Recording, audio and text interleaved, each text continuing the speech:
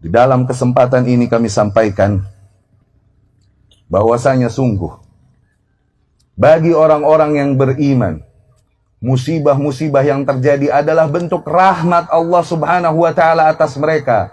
Yang dengan itu Allah hapuskan sebagian dosa mereka, yang dengan itu Allah ringankan tanggungan mereka kelak di akhirat.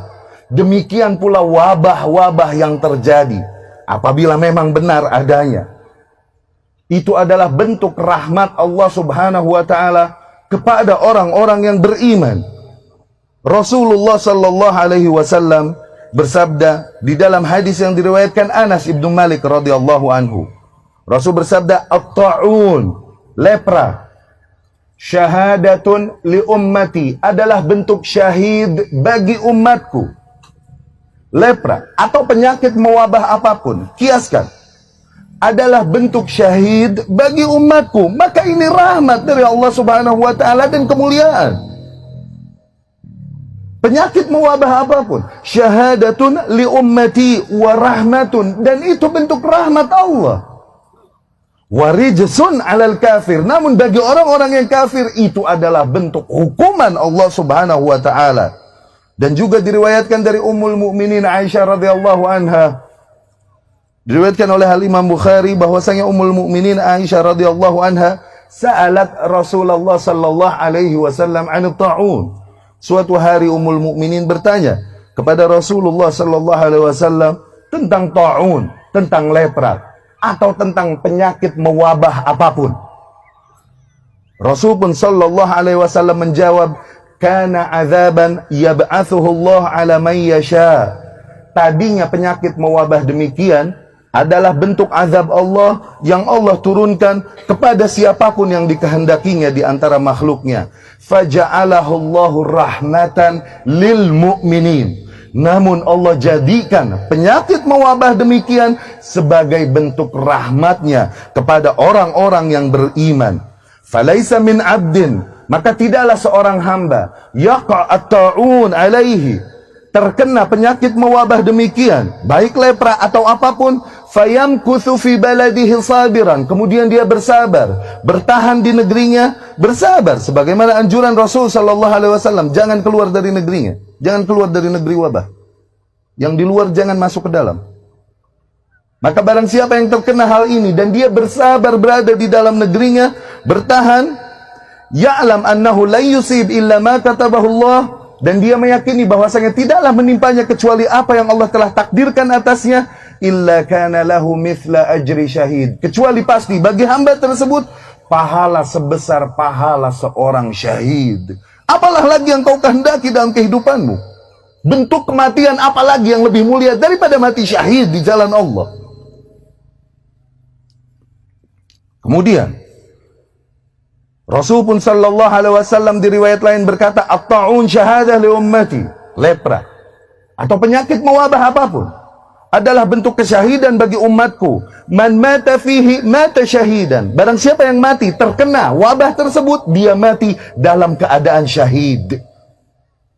Wa man aqama fihi kana kal murabit fi sabilillah, dan barang siapa yang bersabar berada di negeri itu tidak keluar, dia mendapatkan pahala seorang yang berjihad di jalan Allah, bertahan di perbatasan di mana dia menghadapi musuh-musuh kafir, melindungi muslim di belakang, murabit di jalan Allah. Wa man farra minhu, dan barang siapa yang lari kabur darinya, kana kal far minaz zahf, maka mendapatkan dosa sebagaimana ia yang lari dari medan perang. Adalah dosa besar yang menjadi mubiqat, menghapuskan amal saleh, menghapuskan pahala, lari dari medan perang. Demikianlah sebagaimana juga terjadi pada zaman salafus saleh. Wabah tersebut di kota Syam, kota Amwas, yang mati darinya 25.000 jiwa orang-orang yang beriman. 25.000 jiwa mati dari wabah ta'un, wabah lepra yang terjadi di sana.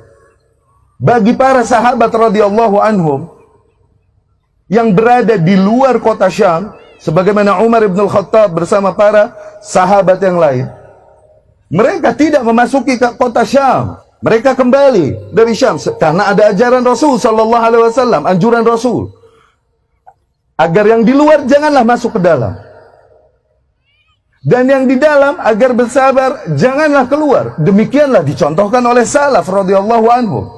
Mu'adz bin Jabal berada di Syam. Ketika dia mendengar kabar ta'un, lepra mengenai negara Syam, hal yang pertama dilakukan Mu'adz adalah ia mengangkat tangannya. Allahumma, wahai Allah, la taj'al hadza ali Mu'adzin min hadza Mu'adzan. Janganlah kau jadikan jatah keluarga Mu'adz terlindungi dari hal ini. Lihat. Justru dia meminta hal tersebut.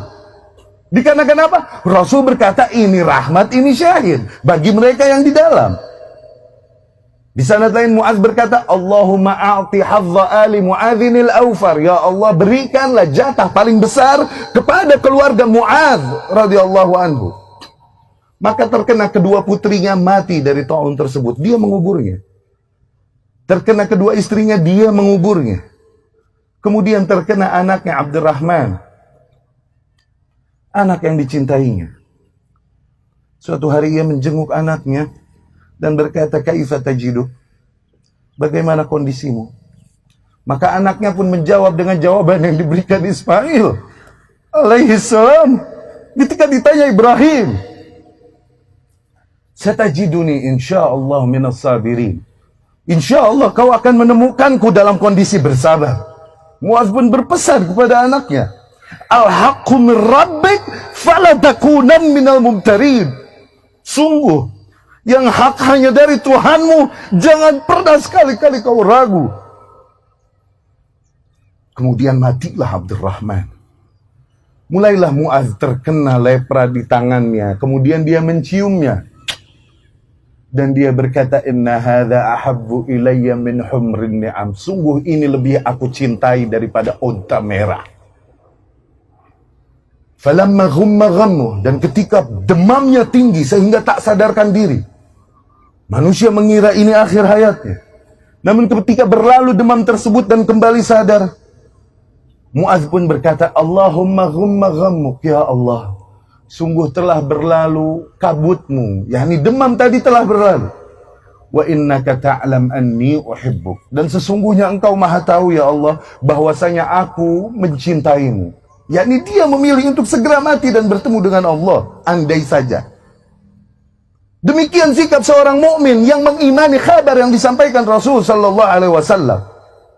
Maka apabila kau yakini memang negerimu adalah negeri wabah, apabila apa yang kau yakini memang yang terjadi ini adalah wabah sebahaya sebagaimana dikabarkan, apa yang kau lakukan? Bukankah kematian syahid yang kau inginkan? Bolehkah seorang mukmin mengambil tindakan-tindakan preventif? Ya, tapi tidak membenarkan sikap paranoid sebagaimana yang terjadi pada kafir. Demi Allah, tragedi akidah, tragedi tauhid, bukan hanya tragedi ekonomi. Ketika orang-orang yang katanya beriman kepada Allah, hari akhir, kifarat, syahadah, berada di level paranoid yang sama dengan mereka para kafir yang tidak beriman kepada hari akhir, tidak beriman kepada kebangkitan, berada di level takut yang sama. Terbukti mereka memiliki level cinta dunia dan hidup dunia yang sama. Mereka orang-orang kafir khawatir akan kehidupannya di dunia, wajar. Kenapa? Dunia ini segalanya buat mereka, tak ada hari akhir. Kita yang mengaku beriman kepada hari akhir, kabar yang datang dari Rasul sallallahu alaihi wasallam, berada di kondisi parno yang sama, musibah. Wallahi musibah. Apabila benar adanya memang wabah tersebut, maka langkah yang selayaknya dilakukan oleh seorang mukmin adalah sebagaimana dicontohkan salaf. Lihat, contoh yang diberikan Umar menghindarkan diri, dia berada di dalam negeri wabah atau di luar negeri wabah.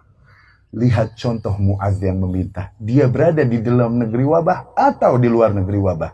Kau hukumi apa negerimu? Maka apa yang harus kau ambil contohnya? Apabila kau memang mengimani penyakit ini sebagaimana dikhabarkan oleh media-media busuk yang merusak keimanan umat.